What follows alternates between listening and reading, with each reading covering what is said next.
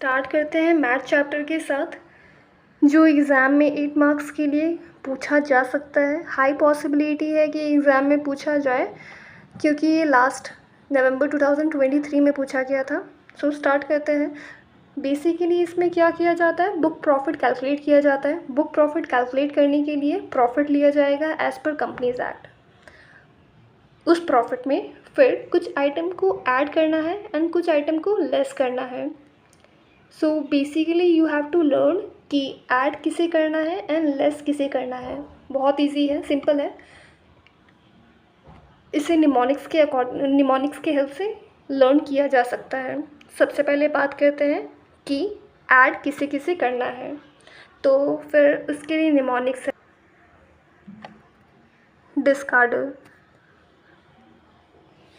डिस्कार्डर में last D square है, मतलब कि इससे दो आइटम का नाम निकल जाएगा। सो स्टार्ट करते हैं। अच्छा, इसमें ऐड वही करना है जो कि ऑलरेडी ऐड नहीं किया हुआ है। जो ऑलरेडी ऐड नहीं किया है उससे ही ऐड करना है, ठीक है। डी से होगा डिविडेंड पेड या फिर प्रपोज्ड। आई से होगा इनकम टैक्स पेड या फिर प्रोविजन। इसके अलावा इंटरेस्ट ऑन इनकम टैक्स या फिर टीडीएस या फिर एडवांस टैक्स या फिर सरचार्ज या फिर सेस, इसे भी ऐड कर देना है। एस से सब्सिडरी लॉस, सी से contingent liability on a certain provision हो गया।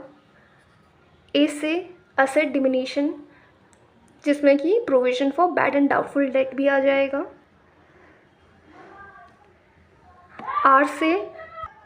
आर से रीवैल्यूएशन रिजर्व, जो कि तभी करना है जब ट्रांसफ़र या फिर असेट का सेल हो।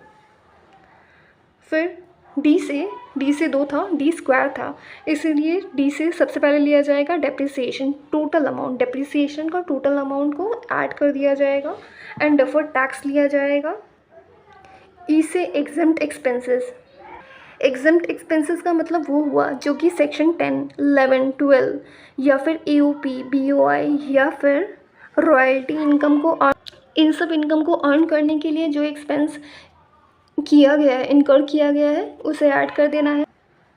जहाँ रिजर्व से कुछ अमाउंट ट्रांसफ़र हुआ है तो उसे भी ऐड कर देना है। अब बात करते हैं किस किस आइटम को लेस करना है। तो लेस करने के लिए कोई अलग सा निमोनिक नहीं है।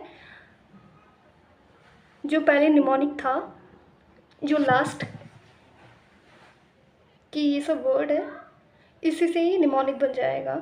जो लास्ट के वर्ड है RDER, उसी से ये निमोनिक बन जाएगा। लेस करने के लिए निमोनिक था RDER। आर से revaluation reserve to the extent of depreciation on revaluation assets.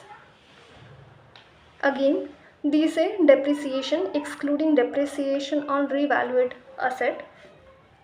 फिर एग्जेम्प्ट इनकम, वही सेक्शन 10, 11, 12 या फिर एओपी, बीओआई, रॉयल्टी, इन सब के इनकम को लेस कर देना है।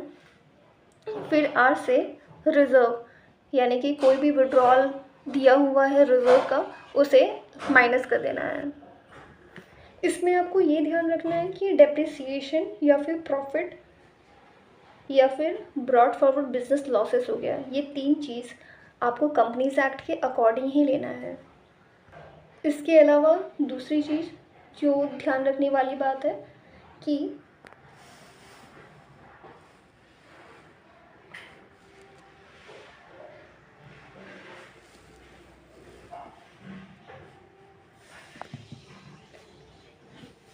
इसमें इंटरेस्ट हो गया, इंटरेस्ट ऑन इनकम टैक्स हो गया, टीडीएस, एडवांस टैक्स, सरचार्ज या फिर सेस हो गया, बट इसमें पेनल्टी नहीं आएगा। इसके अलावा जब माइनस करना होता है तो उसमें एक ब्रॉड फॉरवर्ड लॉसेस भी होता है, जो कि इसमें कवर नहीं किया हुआ है, जो बहुत सिंपल है, जिसमें broad forward losses companies act के अकॉर्डिंग दिया हुआ रहेगा उसे आप, एक हो गया ब्रॉड फॉरवर्ड लॉसेस एंड हो गया दूसरा अनअब्जॉर्ब डेप्रिसिएशन, उसमें से जो दो लोअर होगा, दोनों में से जो लोअर होगा उसे माइनस कर देना है। या फिर इसका एक एक्सेप्शन है कि जहाँ कंपनी के लिए एप्लीकेशन दिया गया है इंसॉल्वेंसी का अंडर आईबीसी कोड, तो फिर इसमें brought forward losses plus unabsorb depreciation दोनों ऐड करके उसे माइनस कर देना है। मतलब कि माइनस करते वक्त इन दोनों आइटम को ही लेना है, इसमें लोअर का कंसेप्ट नहीं आएगा।